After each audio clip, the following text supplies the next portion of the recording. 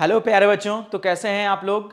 अभी तक हम लोग पिछले वाले कई सारे वीडियो में हेलो एल्केन और हेलो एरीन के बहुत सारे टॉपिक को स्टडी कर चुके हैं, जिसमें हमने उसका बेसिक्स देखा था, प्रिपरेशन मेथड्स देखा था और फिर उनकी फिजिकल और केमिकल प्रॉपर्टीज के बारे में बात कर लिए थे। जिसमें हम लोगों ने बात करी थी पिछले में केमिकल प्रॉपर्टीज में SN2 रिएक्शन हमारा कंप्लीट हो गया था और आज हम लोग पढ़ने वाले हैं SN1 रिएक्शन। तो बिना देर करते हुए आइए हम लोग स्टार्ट करते हैं अपना इंपॉर्टेंट टॉपिक SN1 रिएक्शन। तो चलिए SN1 रिएक्शन की बात करते हैं।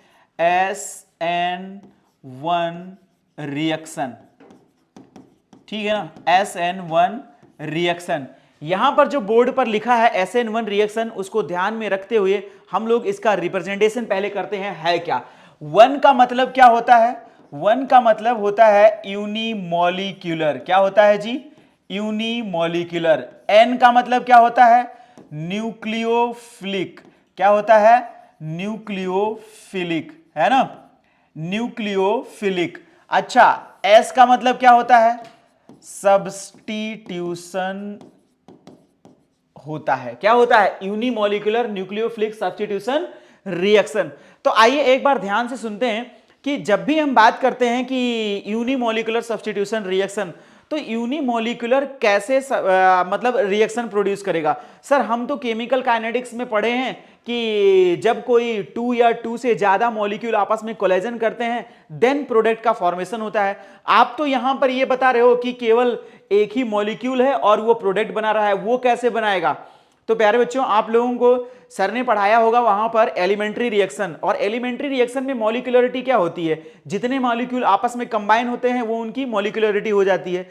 ऐसे यहां पर हम लोग पढ़ने वाले हैं ये जो अपना यूनिमॉलिक्यूलर बोल रहा हूं, ये यूनिमॉलिक्यूलर रिएक्शन अगर तुम ध्यान दो केमिकल काइनेटिक्स में, तो ये डीकंपोजिशन रिएक्शन होता है। कौन सा रिएक्शन होता है? डीकंपोजिशन रिएक्शन होता है। तो यहां पर होने क्या वाला है? डीकंपोजिशन होने वाला है। बोलिए, तो इतनी बातें समझ में आ गई। ये इसका ओवरव्यू था। अगर हम इसके मैकेनिज्म पर चलें तो थोड़ा आगे बढ़ते हैं। अभी हम लोग एक एक करके आगे बढ़ रहे हैं, तो चलिए आगे चलते हैं। चलो, अब मैं सबसे पहले यहां पर इसके मैकेनिज्म की बात करता हूं।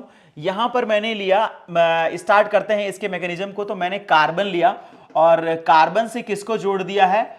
आयोडीन को जोड़ दिया है ना। और फिर यहां पर मैंने कुछ बड़ा सा हैवी सा बेंजीन ले लिया है, ठीक है ना। और एक मैं वेज पर किसको रिप्रेजेंट कर दिया हूं? ये मैं रिप्रेजेंट कर दिया हूं CD3 को, और डैश पे मैं रिप्रेजेंट कर दिया हूं किसको? CH3 को। चलिए, तो ये मेरा कोई एक सबस्ट्रेट है जिस पर हम लोग आगे रिएक्शन को प्रोसीड करवाने वाले हैं। तो चलिए ध्यान से देखते हैं। अगर मैं इस रिएक्शन की बात करता हूं और यहां पर इस रिएक्शन को आगे बढ़ाने की कोशिश करते हैं तो हो क्या रहा है? अब देखिए, ये मैंने क्या बोला है? ये रिएक्शन कैसा है? SN1 reaction. तो SN1 में क्या होता है? वन क्या है? यूनिमॉलिक्यूलर। और यूनिमॉलिक्यूलर रिएक्ट कब करता है? जब वो क्या होता है? डिसोसिएट होता है। तो यहां पर सबसे पहले क्या होगा इस रिएक्शन में? यहां पर डिसोसिएट होगा, और डिसोसिएशन जो डिपेंड कर रही है वो अपने लीविंग ग्रुप पर डिपेंड कर रही है। तो ये क्या होगा? सबसे पहले ये लीव करेगा, और जैसे ही ये लीव कर रहा होगा तो यहां पर किसका फॉर्मेशन होगा? एक कैटायन का फॉर्मेशन होगा। किसका फॉर्मेशन होगा जी? एक कैटायन का फॉर्मेशन होगा, जो क्या होगा? CH3, और वेज पर क्या होगा? CD3, और इधर क्या बन रहा होगा आपका? प्यारा सा सुंदर सा फिनाइल रिंग, और इस पर क्या आ जाएगी? ये कैटायन आएगा।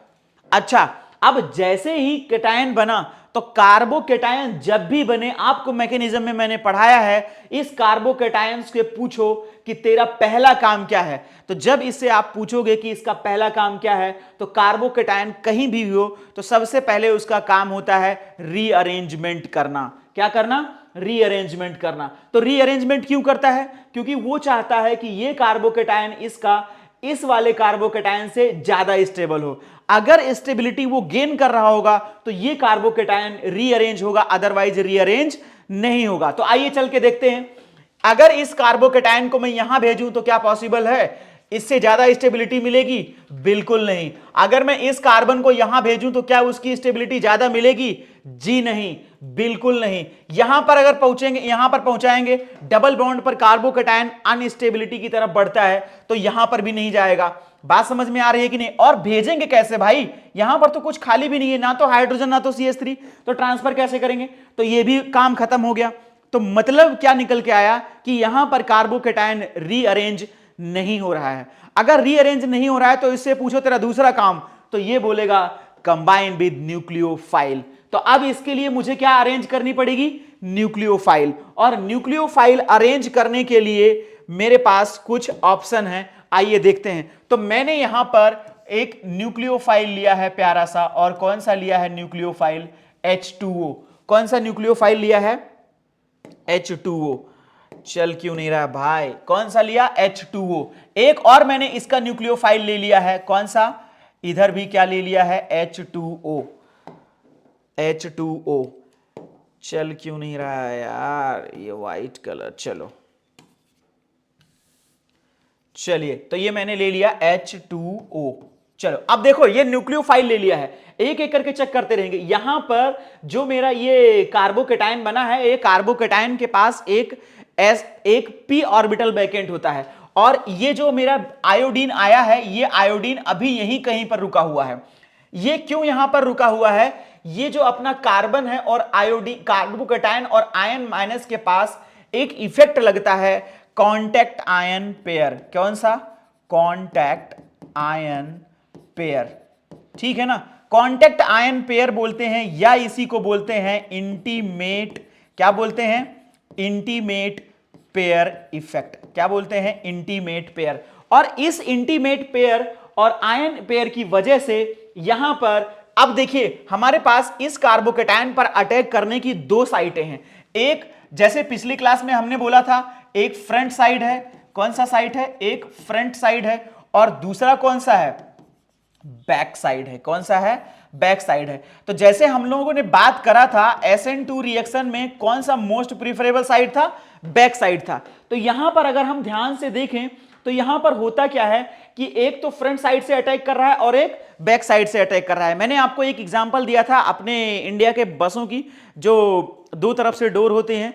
हमारे तरफ से डोर चाहे जो हो, एक से इन करना होता है, एक से आउट करना होता है, लेकिन जब भी हम अगर बस में चढ़ रहे होते हैं तो जो डोर मेरे सामने आता है उसी से चढ़ जाते हैं, चाहे वो इन वाला हो चाहे आउट वाला हो, उसकी बात नहीं है। अब यहां पर हमको रिएक्शन देखना है, विच साइड प्रिफरेबल होगा, है ना? तो एक एक करके चेक करेंगे। तो फ्रंट साइड में आ रहे हैं तो यहां पर थोड़ा तो हिंड्रेंस लगेगा, क्योंकि वहां पर क्या बैठा हुआ है? Ion, I minus ion. तो इसकी वजह से हमारा जो इसका जो मेजर प्रोडक्ट है, थोड़ा जनरली थोड़ा ज्यादा क्वांटिटी में जो होगा, अगर मैं इसको यहां से इसी पर अटैक कराऊं तो ये क्या बनेगा? रिटेन करेगा अपनी पोजीशन को। लेकिन जब मैं इधर से यहां पर अटैक करवा रहा हूं बैक साइड से, तो वो क्या करेगा? इस साइड को क्या करेगा? रिवर्स करेगा, इनवर्स होगा, है ना? तो ये क्या होगा? इनवर्स हो जाएगा, और ये क्या करेगा? रिटेन करेगा। तो आइए एक एक करके, अब फिर यहां पर जब ये इस पर अटैक किया तो क्या बना? अच्छा, ये जो कार्बोकेटायन है आपका, इस पर ध्यान से सुनिएगा।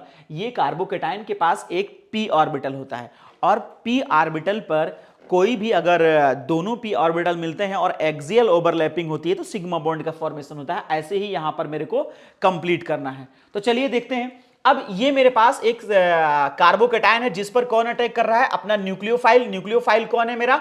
H2O। तो यहां पर ये क्या बन जाएगा? ये बनेगा मेरा कार्बन, और ये क्या है? CH3, और यहां पर क्या है? CD3, और फिर इधर क्या है मेरा? बेंजीन। बेंजीन को मैं PH लिख सकता हूं क्या? चलो अभी मैं पूरा कंप्लीट ही करता हूं। तो मेरे पास ये आ गया PH, और यहां पर कौन आया? O और H, और कौन आया? H। अब अगर किसी का ऑक्सीजन पर 3 बॉन्ड बना है तो उस पर पॉजिटिव चार्ज आना स्वाभाविक है। तो जैसे ही इस पर पॉजिटिव चार्ज आया तो ये स्ट्रक्चर इसने गेन कर लिया। ऐसे इधर से देखो, अगर ये इधर से अटैक करेगा तो ये क्या बनेगा? अब यहां पर बेस आ जाएगा इस बार इस तरफ CD3, और इधर कौन आ गया? CH3। यहां कौन आ जाएगा? OH और H और प्लस। बोलिए, और इधर कौन आ जाएगा? ये आपका प्यारा सा रिंग। बोलिए। चलो भाई, अब यहां तक हम लोगों ने बात कर ली है, तो अब क्या करना है? अब जैसे ही ये प्रोसेस स्टार्ट होगी तो यहां पर क्या है, एक मतलब इस ऑक्सीजन के पास 3 कोवेलेंसी हो गई है जिसको मुझे एक को हटाना है। अब जैसे यहां से H प्लस रिमूव होगा तो ये OH अपना फाइनली हमको ये प्रोडक्ट मिलता हुआ नजर आ रहा होगा। बोलिए आ रहा है कि नहीं आ रहा है? तो यहां पर H प्लस रिलीज होगा और ये क्या बनाएगा, ये कार्बन है अपना, और इधर कौन है, CH3 है, और इधर O और H ग्रुप है, फिर यहां पर कौन है, वेज पर CD3 है, और फिर इधर कौन सा ग्रुप है, ये आपका रिंग आ गया है। बातें समझ में आ गई होंगी आई होप। चलिए आगे बढ़ते हैं। फिर इधर यहां पर यहां से फिर कौन रिलीज होगा, ये आपका H प्लस रिलीज होगा और ये इसके इलेक्ट्रॉन को ऑक्सीजन गेन कर लेगा। चलिए तो आओ इधर देखते हैं फिर से, ये क्या बन गया है, C, और इधर कौन है, वेज CD3, और ये क्या है, CH3, और फिर इधर कौन आ गया, OH, फिर यहां पर अपना प्यारा सा रिंग आ गया है। चलिए तो अब मेरे को अगर आपको बताना हो कि यहां पर ये रिएक्शन की रेट कौन डिसाइड कर रहा है तो कैसे कैसे क्या होता है, आइए हम लोग चेक करते हैं। तो पहला जो रिएक्शन है मेरा, यहां पर जो मेरा पहला रिएक्शन है, ये प्रोसेस कैसा होता है, ये जो कार्बोकेटायन बनने की प्रोसेस है, ये मेरा जो प्रोसेस होता है वो स्लो होता है, और यही हमारा क्या करता है, रेट डिटरमाइनिंग स्टेप होता है। यही स्लो होता है और यही क्या होता है, रेट डिटरमाइनिंग स्टेप होता है, जिसे क्या बोलते हैं, आरडीएस। आरडीएक्स नहीं बोलते हैं भाई, आरडीएस, रेट डिटरमाइनिंग स्टेप। चलिए तो अगर यहां तक बात हो चुकी है तो थोड़ा आगे बढ़ते हैं। ये मेरा क्या कर, अच्छा देखो रेट डिटरमाइनिंग क्यों बोल रहे हैं, क्योंकि जैसे ही अपना लीविंग ग्रुप लीव कर रहा होगा ना, तो इसके जो कार्बोकेटायन का फॉर्मेशन है वो भी साथ साथ बन रहा होगा, है ना। लीविंग ग्रुप गया, कार्बोकेटायन का फॉर्मेशन हुआ। अभी हम आगे देखेंगे इसके रेट के ऊपर, तो हम क्या बात करेंगे। अब ध्यान से सुनना एक बात जो मैं बोल रहा हूं अभी तुरंत। अगर मैं बोल रहा हूं कि इसके रेट डिसाइड करते हैं, तो रेट डिसाइड कैसे करेंगे, दो बातें होंगी। सबसे पहला, एक तो डिसोसिएशन किसका, लीविंग ग्रुप का, और दूसरा केटायन की स्टेबिलिटी का। तो देखो ये दोनों अगर रेट के डिसाइड कर रहे हैं तो यही क्या है, स्लो। अब ये अगर स्लो हो रहा होगा तो अभी तो रेट डिसाइड हो रहा होगा।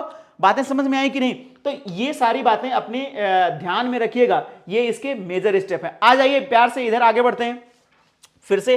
अब ये न्यूक्लियोफाइल अटैक किया और ये प्रोडक्ट का फॉर्मेशन हुआ इस कार्बोकेटायन पे, फिर यहां से OH माइनस लीव करा। अब देखो ये सारा जो स्टेप है ना, ये बहुत ही फास्ट स्टेप होता है। ये भी क्या होता है, फास्ट स्टेप होता है। ये भी कैसा है, फास्ट है। क्योंकि सर फास्ट क्यों है, ये जो मेरा कार्बोकेटायन है ये किससे जुड़ना चाह रहा है, न्यूक्लियोफाइल से, और न्यूक्लियोफाइल यहां पर अवेलेबल है, तो ये तुरंत उससे कंबाइन करेगा विद इन सेकेंड, ये जल्दी से जुड़ जाएगा। चलिए ये आ गया फास्ट, ये भी फास्ट है, और ये भी कैसा है, फास्ट ही है। यहां से भी क्या निकला है भाई मेरे, H प्लस आयन बाहर गया है। चलिए तो अब मैं आपको थोड़ा सा और आगे ले चलता हूं और आपको थोड़ा समझाने की कोशिश करता हूं। देखिए अब SN2 रिएक्शन में हमारा क्या बन रहा था, बैक साइड से अटैक हो रहा था तो इन्वर्जन बन रहा था। यहां पर जब हम इसके स्टीरियो की बात करेंगे तो देखो एक तो फ्रंट साइड से अटैक कर रहा है। अब अगर जहां से मेरा लीविंग ग्रुप लीव कर रहा है, अगर उसी जगह पर मेरा न्यूक्लियोफाइल अटैक करने आ रहा है तो हम उसको क्या बोलते हैं, रिटेन करना। जहां से मेरा लीविंग ग्रुप लीव करा वहीं पर न्यूक्लियोफाइल आ गया तो हम क्या कहेंगे, वो अपने पोजीशन को क्या कर लिया, रिटेन कर लिया। लेकिन अगर लीविंग ग्रुप मान लो कि फ्रंट से जा रहा है और न्यूक्लियोफाइल मेरा बैक साइड से आ रहा है, तो हम क्या करेंगे, कहेंगे कि वो उसके इन्वर्ट में आ गया है। क्या आया है, इन्वर्ट में। तो यानी कि मेरा यहां पर एक तो रिटेन कर रहा है और एक इन्वर्ट कर रहा है। अब आपको थोड़ा सा ध्यान लगा के जवाब देना है, मेरे को एकदम मजा आने वाला है। यहां पर देखो ये केटायन और ये एनायन दोनों आपस में कैसे हैं, मैंने क्या बोला, कांटेक्ट आयन पेयर में है, मतलब ये दूर जा चुका है, लेकिन मन में अभी भी इसके लिए क्या है, इस केटायन के पास जगह थोड़ा थोड़ा वैकेंट है। तो ये क्या करेगा, इसको रोक के रखेगा, हल्का सा होल्ड करके रखेगा। और जब ये हल्का होल्ड है तो आने वाला न्यूक्लियोफाइल क्या करेगा, थोड़ा धीरे से आएगा। यानी कि मैं बोल सकता हूं, और ये बैक साइड अटैक अभी भी प्रिफरेबल है, तो मैं क्या बोल सकता हूं कि इन जनरली अगर SN1 रिएक्शन की बात करा जाए तो इन्वर्जन इन कॉन्फ़िगरेशन ज्यादा होता है इन कंपेयर टू रिटेंशन के। बातें समझ में आई कि नहीं? बट पूरा पूरा आगे के चैप्टर में एनसीईआरटी मेंशन करती है inversion in configuration takes place. तो हां बिल्कुल सही बात है, लेकिन अगर मैं कंपेयर करूं थोड़ा सा तो ऑब्वियस सी बात है ये हल्का सा थोड़ा सा ज्यादा होगा। आइए थोड़ा और आगे बढ़ते हैं। अब मेरे पास ये वाला स्ट्रक्चर आ चुका है। अगर इस स्ट्रक्चर में मैं फाइंड आउट करूं कि यहां पर कॉन्फ़िगरेशन क्या है, अगर मैं यहां पर मिरर इमेज लगा दूं ना, ये मिरर इमेज, तो हम चेक करेंगे कि यहां पर दोनों के बीच में रिलेशन क्या है। चलो आओ थोड़ा सा और चेक करते हैं। अगर मैं आपको यहां पर बोलता हूं कि आइए हम लोग इसके कॉन्फ़िगरेशन की बात करते हैं, जो हम लोग सीखते हैं ना कि आर है कि यस है, तो देखो यहां पर किसको प्रियोरिटी देंगे, हमारी आर और यस में क्या बोलते हैं, सबसे पहले इसको प्रियोरिटी देंगे, देंगे कि नहीं देंगे। फिर यहां पर क्या है डबल बॉन्ड, तो इसको 2 नंबर प्रियोरिटी देंगे। फिर इसको कितना नंबर देंगे 3, और ये अपना 4 नंबर डैश पर ही आ गया। बोलिए तो हम कहां से कहां रोटेट करते हैं 1 2 3, तो चलिए 1 2 3 रोटेट करें तो ये क्या है क्लॉकवाइज की एंटी क्लॉकवाइज, क्लॉकवाइज, तो ये क्या हो जाएगा आर कॉन्फ़िगरेशन। आ जाओ इसको देखो, तो ये कैसा है, यहां पर 1, इधर 2, इधर 3 और ये 4। ये जो 1 2 3 4 में काउंट कर रहा हूं ना, ये ऐसे नहीं है कि न्यूमेरिकल वैल्यू है 1 2 3 4 काउंट कर रहे हैं, ये आपको आइसोमेरिज्म में सिखाया जा चुका है। अपनी कॉपी को पलटिए और विजिट करिए और देखिए कि क्या है इसके बारे में, पूरा एकदम डिटेल में सिखाया हूं। चलिए तो 1 2 3 किधर से चल रहे हैं, इस बार ये क्या है भाई एंटी क्लॉकवाइज, तो ये क्या हो जाएगा आर। तो एक अगर मेरा प्रोडक्ट आया है आर और एक आया है यस, तो हम इन दोनों को क्या बोल देंगे कि ये दोनों आपस में क्या है इनएंसियोमर हैं। क्या है इनएंसियोमर्स हैं। बातें समझ में आ गई होंगी आई होप आपको कि ये क्या है, एक आर है और दूसरा क्या है एस है। अगर ऐसा कोई कॉन्फ़िगरेशन आपको मिले तो ये दोनों आपस में क्या बनाते हैं इनएंसियोमर बनाते हैं। बातें समझ में आ गई। बोलिए अगर थोड़ा बहुत डाउट हो तो बोलो, एक बार और रिवीजन कर देता हूं आपका। ये पूरा आपका SN1 मैकेनिज्म है जो A to Z आपका पूरा चल रहा है। तो अगर मैं एक बार फिर से आपको बोलूं कि मेरा जो रेट डिटरमाइनिंग स्टेप है वो कौन है, कार्बोकैटायन का फॉर्मेशन। और कार्बोकैटायन का फॉर्मेशन कैसे डिपेंड करता है, इसके स्टेबिलिटी पर। दूसरा यहां से जब आई डिसोसिएट होता है तो वो भी इसका मेजर रोल प्ले करता है। बोलो जी इतनी बात समझ में आ गई है। अब ये जो मैं आपको सिखाया हूं आर और एस कॉन्फ़िगरेशन, ये आर और एस कॉन्फ़िगरेशन आइसोमेरिज्म का पार्ट है, आप ध्यान से इसको देख लीजिएगा। बोलो किसी को कोई समस्या, किसी को कोई समस्या नहीं होनी चाहिए। चलो थोड़ा और आगे बढ़ते हैं। अब हम इसके नेक्स्ट पार्ट पर चलते हैं। मेरा दूसरा इसका पार्ट है, हम लोग देखेंगे कि मेरा जो ये SN1 रिएक्शन है ये किन किन फैक्टर्स पर अफेक्ट होता है। तो चलिए नेक्स्ट पार्ट पर चलते हैं और देखते हैं किस फैक्टर पर अफेक्ट हो रहा है। तो एक बार मैं और बोल देना चाहता हूं कि ये जो फ्रंट साइड अटैक है और ये बैक साइड अटैक है, ये कैटायन इस एनायन को अभी भी हल्का होल्ड करके रख रहा है, इसलिए मेरा जो रिटेंशन वाली स्ट्रक्चर है और ये जो इन्वर्जन वाली स्ट्रक्चर है वो ज्यादा फेवरेबल होती है इन कंपेयर टू रिटेंशन के। और यहां एक बात, ये जो कॉन्फ़िगरेशन है आपको आर और एस जो मिला है, ये क्या है, ये आपको क्या है, अगर जितना परसेंट आर मिल रहा है उतना ही परसेंट एस मिलेगा, तो ये दोनों आपस में रेसमाइजेशन शो करते हैं। बातें समझ में आई कि नहीं, रेशमिक मिक्सर बनाते हैं। और जब भी रेशमिक मिक्सर बोल रहे हैं तो बात आप ध्यान रखेंगे, जितना परसेंट आर होगा उतना ही परसेंट एस होगा। अगर थोड़ा ज्यादा हो जाता है कोई ना, तो उसको इनएंसियोमेरिक एक्सेस बोलते हैं। बातें समझ रहे हो कि नहीं, ये है अपना दोनों इनएंसियोमर। अगर थोड़ा ज्यादा हो गया तो कोई एक इनएंसियोमर ज्यादा हो जाएगा तो उसको हम बोल देंगे इनएंसियोमेरिक एक्सेस। चलो अब आगे बढ़ते हैं इसके फैक्टर्स पे। आइए मजा आ रहा होगा ना। चलो अब आते हैं इसके फैक्टर्स पे। चलिए तो अब इसके फैक्टर्स देखते हैं क्या क्या फैक्टर्स हैं। तो हम लिख रहे हैं यहां पर, अरे पेन चेंज कर लेते हैं यार, है ना, ये कलर अच्छा नहीं लग रहा है अभी। तो फैक्टर्स की बात करते हैं। Factors affecting of SN1 reaction. चलिए धमाकेदार शुरुआत करते हैं इसका फैक्टर्स का। चलो तो factors affecting of SN1 reaction. SN1 reaction का फैक्टर्स क्या है, अभी हमने बोला था कि आपको सबसे पहले ध्यान देंगे सबस्ट्रेट पर। सबस्ट्रेट आपका कैसा है वही आपके डिसाइड करेगा SN1 रिएक्शन की रेट को। तो अगर मैं यहां सबसे पहले आपको बोलता हूं कि पहला फैक्टर देखो नेचर ऑफ सबस्ट्रेट, ध्यान से सुन लेना भैया, जो वहां पर बताए थे आपको वही यहां पर बोल रहा हूं। वहां पर मतलब कहां पर, SN2 में, नेचर ऑफ सबस्ट्रेट, है ना। तो नेचर ऑफ सबस्ट्रेट आपका कैसा होना चाहिए। अब देखिएगा हमने अभी यहां पर देखो, प्लीज एक बार मैं आपको दिखाता हूं। यहां पर ये देखिए, यहां पर मैंने जैसे ही स्लो स्टेप, फर्स्ट स्टेप क्या था, ये अपना लीविंग ग्रुप लीव करना और कार्बोकैटायन स्टेबल बनाना। तो फिर से मैं यहां पर आपको लेके चलता हूं, देखिएगा नेचर ऑफ सबस्ट्रेट। तो नेचर अब मैं लिख रहा हूं रेट ऑफ SN1 रिएक्शन किस पर डिपेंड कर रहा है, किस पर डिपेंड कर रहा है, किस पर, डिसोसिएशन पर। किस पर डिसोसिएशन पर, SN1 किस पर डिपेंड कर रहा है, डिसोसिएशन पर। डिसोसिएशन किसका हो रहा है, लीविंग ग्रुप का, डिसोसिएशन ऑफ लीविंग ग्रुप, है ना, डिसोसिएशन ऑफ लीविंग ग्रुप। और दूसरा किस पर डिपेंड कर रहा है, stability of carbocation, stability of carbocation, ठीक है ना। तो एक ही बात आप नहीं बोल देंगे कि स्टेबिलिटी ऑफ कार्बोकैटायन, जितना जल्दी डिसोसिएट होगा कौन, लिविंग ग्रुप, और जितना जल्दी लिविंग ग्रुप डिसोसिएट होगा और उसकी स्टेबिलिटी अगर उतनी ही ज्यादा बनेगी तो क्या हो जाएगा, उस कैटायन की स्टेबिलिटी बढ़ती जाएगी। आओ थोड़ा सा एक देखते हैं, मेरे पास एक क्वेश्चन है, अगर मैं इसको ऐसे लिख रहा हूं, ये क्या है, CH3, ऐसे यहां भी क्या लिख दिया, CH3, यहां पर मैंने H लगा दिया और यहां पर क्या लगा दिया, Br लगा दिया, है ना। चलो एक और लिखता हूं यहां पर मैं, ये मेरे पास है CH3 और फिर क्या है CH2 और फिर से मैंने क्या लगा दिया, CH2 और Br।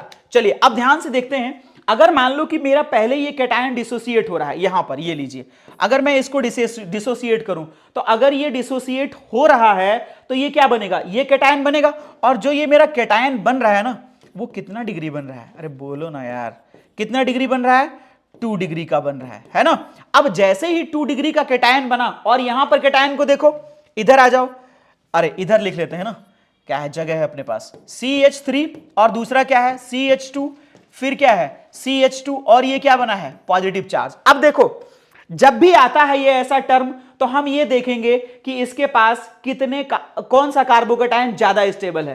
प्लीज ध्यान देंगे, SN1 रिएक्शन कुछ भी नहीं है, अगर आप थोड़ा सा ध्यान दो, GOC आपका मस्त है, तो SN1 रिएक्शन का एक सिंगल क्वेश्चन भी आपसे गलत नहीं होगा, बस ध्यान से सुनते जाइएगा। चलो चाहे जेई हो चाहे नीट हो, इधर देखो, ये कार्बोकैटायन, बताओ इसमें नंबर, कार्बोकैटायन जब भी आए तो उससे तुरंत पूछना है तो तेरा काम क्या है, तो ये बोलेगा रीअरेंज होना। अगर रीअरेंज नहीं हो रहा है तो फिर पूछिए और तेरा काम क्या है, तो कहेगा कंबाइन विद न्यूक्लियोफाइल। तो ये जैसे कैटायन है, अब यहां पर अल्फा हाइड्रोजन काउंट करो, 3 इधर 3 इधर, तो कितने अल्फा हाइड्रोजन है, number of alpha hydrogen equal to 6।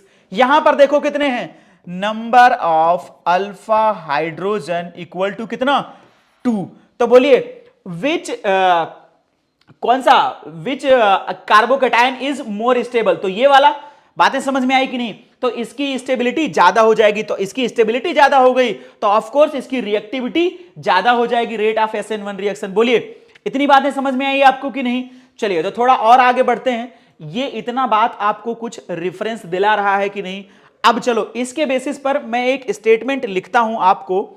चलिए अब कुछ स्टेटमेंट की बात कर लेते हैं। मैं यहां पर ये लिख रहा हूं कि अगर मैं बोल दिया रेट, तो अगर मेरे पास है कुछ रिएक्टिविटी ऑर्डर में लिख रहा हूं कि किसका ज्यादा होगा, रिएक्टिविटी ऑर्डर। चलिए अब मैं रिएक्टिविटी ऑर्डर अगर लिखूं आपके सामने, तो ये मैं लिख रहा हूं सबसे पहले 3 डिग्री, ये कितना डिग्री है, 3 डिग्री। सर ये डिग्री उग्री क्या होता है, पढ़ने के बाद मिलता है कि क्वेश्चन में मिलता है, अबे ये समझो क्या है, प्राइमरी सेकेंडरी टर्सरी की बात कर रहा हूं, वो वाली डिग्री नहीं है जो पढ़ाई करने के बाद मिलती है, ये पढ़ाई के साथ साथ मिल रही है। देखो ये क्या है C, अब ये कितने कार्बन से जुड़ा हुआ है, एक कार्बन इधर है, एक कार्बन इधर, एक कार्बन इधर, तो कितने कार्बन से जुड़ा है, 3 कार्बन से, तो हम क्या बोल देंगे इसको, टर्सरी। समझ में आ रहा है कि नहीं। फिर दूसरा अगर मैं लिख रहा हूं तो यहां पर क्या है CH3 और ये क्या है CH3, इस जगह पर क्या लगा दिया H और यहां पर क्या लगा दिया Br। अब ये कार्बन कितने कार्बन से और जुड़ा है, जो ये मेरा फंक्शनल कार्बन है जिससे हैलाइड ग्रुप जुड़ा हुआ है, तो देखो कितने कार्बन से जुड़ा हुआ है, 2 कार्बन से। एक बार बताऊं, पहले भी आपको बोल चुका हूं कि जो कोई मीथेन अगर ग्रुप है वहां से एक एक को हटाते रहूंगा हाइड्रोजन को, और कोई एल्किल ग्रुप जोड़ता रहूंगा, उतना डिग्री वो बनता जाएगा। बातें समझ में आई कि नहीं। तो चलिए यहां पर मैंने एक को हटाया और एक CH3 जोड़ दिया, इधर भी एक हाइड्रोजन को हटाया, एक CH3 जोड़ दिया, तो आपको मिल गया ये 2 डिग्री का। चलिए सर ये कितना डिग्री तक चलेगा, जब तक सारे हटाएंगे तब तक चलता रहेगा, ये लीजिए। तो ये आ गया CH3 और ये आ गया CH, अरे एक और हटाते हैं ना जी, ये लो, अरे भाई ये लो, अगर एक और जोड़ दिया, यहां पर एक और जोड़ा, Br आता जा रहा है, तो अब ये कितना डिग्री हो गया, 1 डिग्री हो गया, है ना। और अगर मैं इसको डायरेक्ट CH3 और Br लिख दूं तो इसे बोलते हैं मिथाइल ब्रोमाइड, है कि नहीं। तो इसे क्या बोल देते हैं, मिथाइल ब्रोमाइड। बोलो जी, क्या ब्रो, है ना। तो ये क्या है, मिथाइल ब्रोमाइड। अब देखो रिएक्टिविटी बताना है, तो हमको कौन सा कार्बोकेटाइन ज्यादा स्टेबल होगा। अगर मैं इसको निपटा दूं यहां से तो ये क्या बनेगा, कार्बोकेटाइन। अब इसको निपटा दूं तो क्या बनेगा, कार्बोकेटाइन। कलर चेंज कर लेते हैं, थोड़ा अच्छा लगेगा। इसको हटा दिया तो क्या बनेगा, कार्बोकेटाइन। इसको भी निपटा दिए तो क्या बनेगा, कार्बोकेटाइन। अब कार्बोकेटाइन की स्टेबिलिटी देखने के लिए मेरे पास कितने क्या हैं, यहां पर अल्फा हाइड्रोजन 9 है, यहां पर अल्फा हाइड्रोजन 6 है, यहां पर अल्फा हाइड्रोजन 3 है। तो जहां पर अल्फा हाइड्रोजन ज्यादा, उस कार्बोकेटाइन की स्टेबिलिटी ज्यादा। अगर कार्बोकेटाइन की स्टेबिलिटी ज्यादा तो SN1 रिएक्शन की रेट भी ज्यादा। बात खत्म, खल्लास। ये लो, और इवन ये सब तो देते ही नहीं है ना यार, SN1 रिएक्शन, है ना। तो रिएक्टिविटी क्या हो जाएगी, ज्यादा हो जाएगी। अगर तुम बोलना चाहो कि नहीं नहीं थोड़ा थोड़ा थोड़ा कुछ तो देगा, कुछ तो देगा, तो ये ऐसे लिख दो, बट ये तो देगा भी नहीं ना, है ना। बात करें, समझ में आया कि नहीं। चलिए तो थोड़ा सा और आगे बढ़ते हैं। तो हमने इसकी बात कर ली। अच्छा, अब थोड़ा हम और आगे आते हैं। चलो अब इसमें थोड़ा देखते हैं, रिएक्टिविटी हम लोगों ने देख लिया, और थोड़ा एक स्टेप और आगे बढ़ते हैं। कौन कौन से सबस्ट्रेट हैं, कौन कौन से सबस्ट्रेट हैं जो SN1 रिएक्शन नहीं देते हैं। तो ध्यान से सुनिएगा, अगर मैं लिखूं विनाइल हैलाइड, है ना, कौन सा, विनाइल हैलाइड, और कौन सा, एंड एराइल हैलाइड, कौन सा, एराइल हैलाइड। तो ये दोनों ना बहुत दुष्ट प्राणी हैं। कैसे हैं, बहुत दुष्ट प्राणी हैं। ये SN1 रिएक्शन देते ही नहीं है, ना। सर कैसे नहीं देते हैं, आपके बोलने से हो जाएगा क्या, अबे मेरे बोलने से नहीं होगा, तू खुद देखना। ये ले, ये क्या है, यहां पर क्या है, हैलोजन, है कि नहीं, क्या है, हैलोजन। ये तो हो गया आपका एराइल हैलाइड, और मैं यहां पर दूसरा लिख दे रहा हूं CH2 CH, और कौन है, X। चलो अब मैंने क्या लिखा, एराइल हैलाइड, और यहां लिखा CH2। अब मेरा पहला स्टेप क्या होता है कि मैं यहां से किसको निकाल दूं, अबे इसको छोड़ो, इसको ऐसे डायरेक्ट एक ही स्टेप में कर लेते हैं। तो मैंने क्या लिखा यहां पर, ध्यान से सुनते रहिएगा। मैंने यहां पर लिखा कि पहले रिमूव कर रहे हैं, यहां से भी पहले रिमूव कर रहे हैं। मैंने क्या रिमूव कर दिया, हैलोजन। यहां से भी क्या रिमूव कर दिया, हैलोजन। ध्यान से सुनते रहो भाई मेरे। अब यहां पर ये बनेगा क्या, ये बहुत खतरनाक चीज बन गया है। सर खतरनाक क्या है, डायनामाइट है, नहीं बे डायनामाइट नहीं है। ध्यान से सुन, ये क्या बन गया, कार्बोकेटाइन, और ये क्या बन गया, CH2, और ये क्या है, CH प्लस। सुनते रहना और समझते रहना। अब बताओ मैंने क्या बोला है कि कार्बोकेटाइन जो होगा वो sp2 कार्बन पर स्टेबल होगा, है ना। अब यहां कार्बोकेटाइन जब बनता है तो सिंगल बॉन्डेड वाले कार्बन पर स्टेबल होगा, सॉरी। तो कार्बोकेटाइन जो बनेगा वो सिंगल बॉन्डेड पर स्टेबल होगा। यहां क्या आ गया, डबल बॉन्ड करेक्टर, यहां पर भी क्या आ गया, डबल बॉन्ड करेक्टर। तो इसकी स्टेबिलिटी कम होती है। भाई अगर कोई अनस्टेबल हो रहा होगा इस वाले इंटरमीडिएट में, तो कैसे वो प्रोडक्ट का फॉर्मेशन कर सकता है, ये खुद नहीं बन पा रहा है ढंग का, तो प्रोडक्ट क्या ढंग का बनाएगा। बातें समझ रहे हो कि नहीं। तो ये दोनों जो हैं आपके विनाइल हैलाइड और अराइल हैलाइड, ये अच्छे से प्रोडक्ट का फॉर्मेशन नहीं कर पाते हैं, ना। तो इनको ध्यान में रखेंगे, विनाइल हैलाइड और अराइल हैलाइड SN1 रिएक्शन नहीं देते हैं। और एक बात ध्यान दो, तो पिछले क्लास में मैंने बोला था कि विनाइल हैलाइड और अराइल हैलाइड SN2 भी नहीं देते हैं। 3 रीजन बोला था। सबसे पहला कि ये हैलोजन क्या करेगा, ये जो सिंगल बॉन्ड दिख रहा है ना, ये होता नहीं है सिंगल, ये कैसा होता है, partial double bond character due to resonance. दूसरा फैक्टर ये बोला था कि यहां पर जो कार्बन है उसकी हाइब्रिडाइजेशन क्या है, sp2, और sp2 होने की वजह से परसेंटेज करेक्टर ज्यादा, तो ये इस एटम को खींच के अपने पास रखेगा और बॉन्ड क्या हो जाएगा, छोटा। और जितने बॉन्ड छोटे हो जाते हैं उनकी स्ट्रेंथ बढ़ती जाती है, तो तोड़ नहीं पाएंगे। तीसरा बात बोला था कि जब यहां पर तुम देखोगे तो एक लेयर जैसी स्ट्रक्चर बनती है, यहां पर ऐसे अपसाइड और अपसाइड सारे 6 ऑर्बिटल की, तो एक ऊपर इनकी रिंग बनती है और एक नीचे रिंग बनती है। दोनों रिंग की वजह से जब मेरा न्यूक्लियोफाइल यहां पर अटैक करने आता है तो ये न्यूक्लियोफाइल बोलता है कि आने का दिखता है तो मोहब्बत, लेकिन इधर आने का नहीं, क्योंकि ये करेगी नहीं। तुम आओगे तो ये तुमको क्या करेगा, रिपेल कर देगा। बात समझ में आई कि नहीं? तो 3 फैक्टर हुआ करते थे। तो मेरा ये दोनों ना तो SN2 देते हैं ना तो SN1 देते हैं। तो फिर सर कौन देगा? तो आओ बढ़ते हैं, देखते हैं कि कौन देगा, है ना। तो तीसरे पॉइंट पे चलते हैं अपन लोग। तो तीसरा फैक्टर ये है कि कौन देंगे। चलिए, तो यहां पर आप लोगों ने, मैं पहले वाले लेक्चर में एलाइलिक और बेंजाइलिक दोनों सब की बातें कर चुका हूं। अगर आपको एलाइलिक और बेंजाइलिक ये टर्म क्लियर ना हो तो आप पहले वाले लेक्चर पे जाइए और उसको ध्यान से देखिए। चलिए, अगर मैं एलाइलिक की बात करता हूं तो क्या है, एलाइलिक की बात करते हैं तो क्या है, CH2 डबल बॉन्ड CH और फिर क्या है CH2 और Br। फिर से मैं क्या बोल रहा हूं आपको, इधर देखिएगा। बेंजाइलिक, बेंजाइलिक में क्या है, ये आ गया आपका, ये और ये, है ना, ये आ गया बेंजाइलिक। अब देखिए यहां से मैं क्या कर रहा हूं, फिर से यहां पर मैं पहले इसको डिसोसिएट करूंगा और मेरा क्या बनेगा, कार्बोकेटायन। और जैसे ही ये कार्बोकेटायन बना ना, भाई ध्यान से समझना, यहां पर जैसे ही ये कार्बोकेटायन बना ना, खतरनाक स्टेबिलिटी मिल रही है ड्यू टू रेजोनेंस, है ना। तो जैसे ही इसको स्टेबिलिटी मिलेगी तो इनको ध्यान से समझना कि अगर स्टेबिलिटी मिल गई, मैंने पहले ही बोला है कि स्टेबिलिटी अगर बढ़ गई तो डिसोसिएशन क्या हो जाएगा, बढ़ जाएगा। और डिसोसिएशन बढ़ गया, उसकी स्टेबिलिटी बढ़ गई तो रेट हो जाएगी क्या, तेजी से हो जाएगी, है ना। तो अब यहां पर इसको थोड़ा सा आगे ले चलते हैं, एक स्टेप और करते हैं बस। यहां पर क्या है, ये CH2 और CH2 का कैटायन क्या हो जाएगा, स्टेबल। अब देखो यहां पर इसके कंपेयर में इसमें और ज्यादा रेजोनेंस है, और जितनी ज्यादा रेजोनेंस बढ़ती जाएगी उसकी स्टेबिलिटी बढ़ती जाएगी, और स्टेबिलिटी बढ़ती जाएगी तो इस रिएक्शन के बनने की रेट क्या होती जाएगी, बढ़ती जाएगी। बातें समझ में आया कि नहीं? चलो, तो आज हम लोग यहीं तक पढ़ते हैं। इसके अगले वाले लेक्चर में अभी मेरे को क्वेश्चन भी करवाना है इसका, ठीक है ना, ये कंप्लीट नहीं हुआ है। इसके आगे का क्वेश्चन आपको मैं नेक्स्ट क्लास में करवाऊंगा। आज के लिए इतना ही। तब तक के लिए पढ़ते रहो, मुस्कुराते रहो, हंसते रहो और व्यस्त रहो। All the best.